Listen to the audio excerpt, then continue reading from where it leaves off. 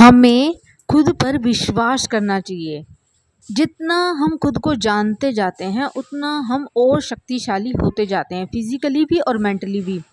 दुनिया में जितने भी महापुरुष हुए हैं वो बॉडी और माइंड बुद्धि से ही हुए हैं। जितने भी हुए हैं उन्हें कोई अलग से कोई सुप्रीम पावर नहीं दी गई थी।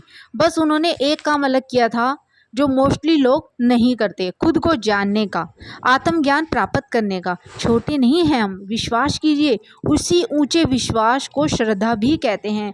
जाने दो, जो जाता है फिर भी जी लेंगे और मौज में जिएंगे। और पक्का भरोसा है कि किसी छोटी चीज़ को छोड़ेंगे तो बड़ा ही पाएंगे और बेहतर ही पाएंगे। भरोसा हमें पक्का होना चाहिए। एक घटिया जीवन जीने से तो अच्छा है ना कि मौत ही आ जाए। हम ईमानदारी से जीवन जी करके मर गए तो अच्छा है ना, संतुष्टि तो होगी ना। और कुछ नहीं, मरते समय एक अच्छा जीवन जिया, वही तो जीवन हुआ ना। और अगर ये जो बेईमानी से जी रहे हैं तो ये क्या जीवन जी रहे हैं? और वो क्या अमर हो जाएंगे? मौत नहीं आएगी क्या उनको? मरना तो उन सभी को भी है, कायरों को भी मरना है।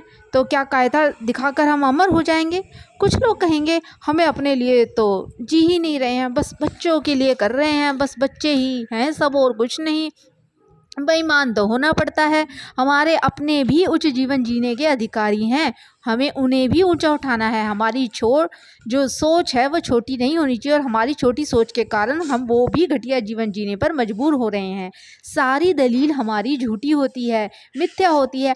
आखिर सच के खिलाफ कौन सा तर्क चल जाएगा? कोई भी नहीं। झूठ के आगे भी एक बड़ा और एक सच्चा जीवन हो सकता है। इसका उदाहरण बहुत से महापुरुष हैं जिनकी शिक्षाओं को दुनिया मानना तो चाहती है पर मान नहीं पा रही है, जिन्हें भगवान का दर्जा तक दे दिया जाता है। बाद में क्यों नहीं हम भी उन्हीं की तरह एक उच्च जीवन जीने का प्रयास करें, कोशिश करें। पॉसिबल है, यस पॉसिबल है। एक तो जीवन मिला है, चैलेंज की तरह लीजिए उसे। परमानेंट तो है नहीं, हम यहाँ पर दुनिया में रहना है, कुछ टाइम रहना है। तो सही मायनों में वही महापुरुष है जिनके कारण हम अपना जीवन अच्छा सा जी पाएं। वो वजह अपनी ज़िंदगी में जी लीजिए। अगर दुनिया में थोड़ी सी मानवता बची भी तो है, कुछ महापुरुषों के कारण ही बची है। इसलिए हमें उच्च साहित्य पढ़ना चाहिए, अच्छी अच्छी किताबें पढ़नी चाहिए, अच्छा साहित्य पढ़ना चाहिए, आत्मज्ञान प्राप्त करना चाहिए। आत्मज्ञान क्या है उसको जानना चाहिए। और हम क्या करते हैं, बस 100-200 लोगों का एक व्हाट्सएप ग्रुप बना हुआ है, बस उसी तक उलझे हुए हैं। हमें पता है कि बुआ का लड़का क्या कर रहा है, ताऊ की लड़की क्या कर रही है, बस हमारी जानकारी इतनी ही है, हमारा ज्ञान इतना ही है। इससे ज़्यादा हम उठना ही नहीं चाहते। और हम सोचते हैं दुनिया भी यही है। अच्छा साहित्य पढ़ेंगे, अच्छे लोगों के साथ रहेंगे तो पक्का हमारा जीवन बदल जाएगा। आजकल क्या हो रहा है, व्हाट्सएप ग्रुप बने हुए हैं, 100-200 लोगों के व्हाट्सएप ग्रुप बने हुए हैं। सुबह से स्टार्ट हो जाते हैं, हाय हेलो गुड मॉर्निंग, फिर good afternoon, good evening, good night. बस इन्हीं तक हमारा जीवन सीमित हो गया है। तो हमारा जीवन अच्छा कैसे बनेगा? जैसी हम संगति करेंगे वैसा ही तो हमारा जीवन होगा। जैसे आसपास के लोग हमारे होंगे वैसी हम अपनी दुनिया बना लेंगे। और फिर हम कहते हैं दुनिया बुरी है। दुनिया बुरी नहीं है, जिन्हें आप जानते हैं बस वो ही वैसे हैं।